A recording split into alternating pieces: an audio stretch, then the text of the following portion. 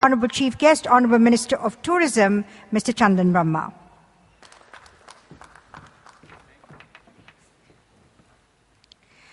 And I request past President of ATOI, Padma Shri Mr. Ajit Bajaj, to kindly present a memento to the Additional Secretary Tourism, Government of India, Mr. Girish Shankar, please.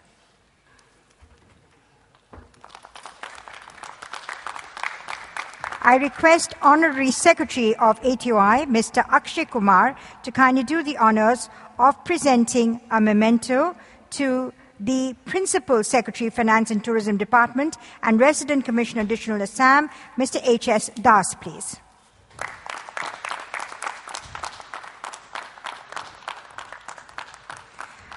I request ATOI EC member, Mr. Vishwas Makhija, to kindly do the honours of presenting a memento to CEO and Managing Director of Delhi-Mumbai Industrial Corridor Development Corporation, former Joint Secretary, Ministry of Tourism, Mr. Amitav Kant, please.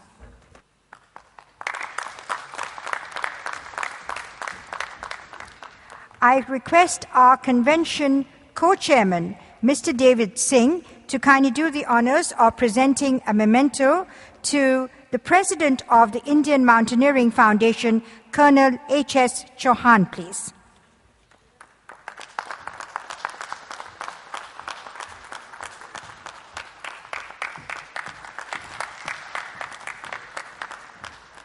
I request ATOI EC member, Mr. Vinayak Kaul, to kindly do the honours of presenting a memento to the Secretary Tourism, Transport Department and Director of IWT Assam, Mr. Dubajyoti Hazarika, please.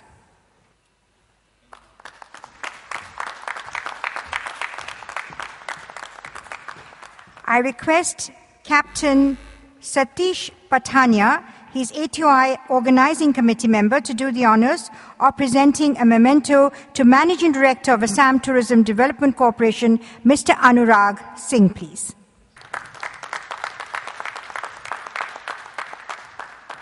Thank you, gentlemen, for doing the honours. Well, with that, ladies and gentlemen, we come to the end of this wonderful inaugural session. I'm sure you found it very energetic, full of drive and dynamism.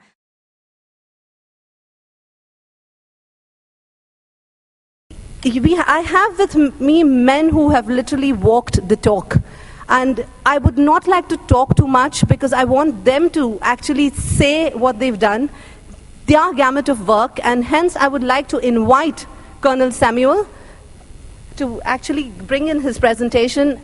I would like to cover 4 trends today. One is travelers want more individual holiday experiences.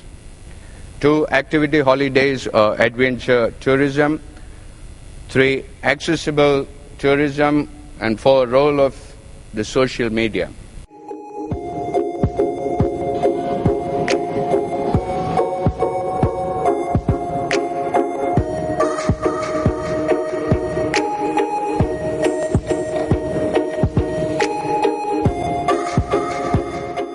Yesterday, I've heard one of the speakers say how important it is for India to promote local tourism to local people.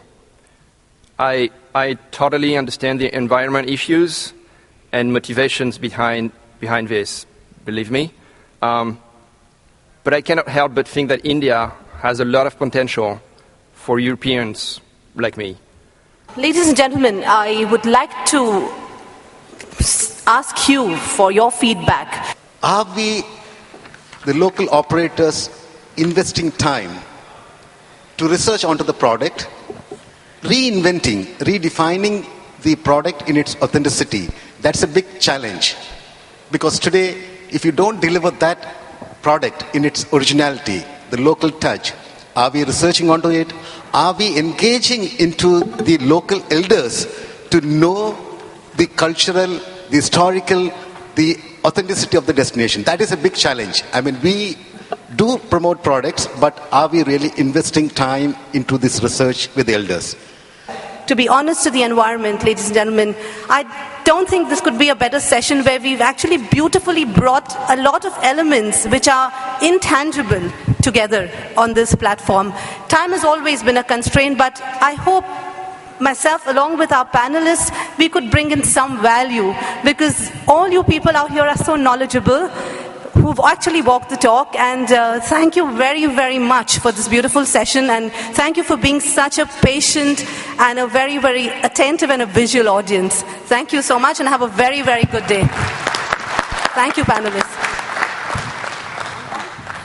The International Tourism Mart 2013 had brought together the tourism business fraternity and entrepreneurs from not only the 8 northeastern states of India, but buyers and media delegates from all across the world. It truly marked the beginning of a new chapter in the tourism sector of the country.